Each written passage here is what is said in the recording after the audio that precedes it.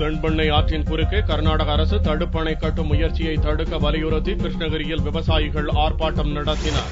தென்பெண்ணை ஆற்றின் குறுக்கில் ஓரத்தூர் என்ற இடத்தில் தடுப்பணை கட்டுவதற்கான பணியை கர்நாடக அரசு மேற்கொண்டுள்ளது. இதை கண்டித்து கிருஷ்ணகிரி மாவட்ட பேருந்து நிலையம் அருகில் தென்பெண்ணை பாசன விவசாயிகள் சங்கத்தின் சார்பில் ஆர்ப்பாட்டம் நடந்தது. கர்நாடக அரசு தென்பெண்ணை ஆற்றின் குறுக்கே அணை கட்டுவதை தடுக்க தமிழக அரசு ஒரு வல்லுநர் குழுவை அமைக்க வேண்டும் என்றும், மாநிலங்களுக்கு இடையேயான நதிநீர் பிரச்சனையை தீர்க்க நதிநீரை தேசியமயமாக்க வேண்டும் என்றும் ஆர்ப்பாட்டத்தில் ஈடுபட்ட விவசாயிகள் வலியுறுத்தினர்.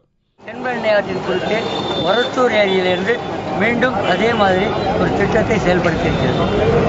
இதை அனுமதித்தால் இதை நம்பிக்கொண்டிருக்கின்ற கிருஷ்ணகிரி மற்றும் அண்மையில் இருக்கின்ற அண்டை மாவட்டங்கள் 5 மாவட்டங்களிலே நீர்ப்பாசனம் மட்டுமல்ல, குடிநீர் வருவதற்கு கூட விவசாயிகளும் மற்றவர்களுக்கும் ஒரு மிகப்பெரிய பற்றாக்குறை தட்டுப்பாடு ஏற்படும்.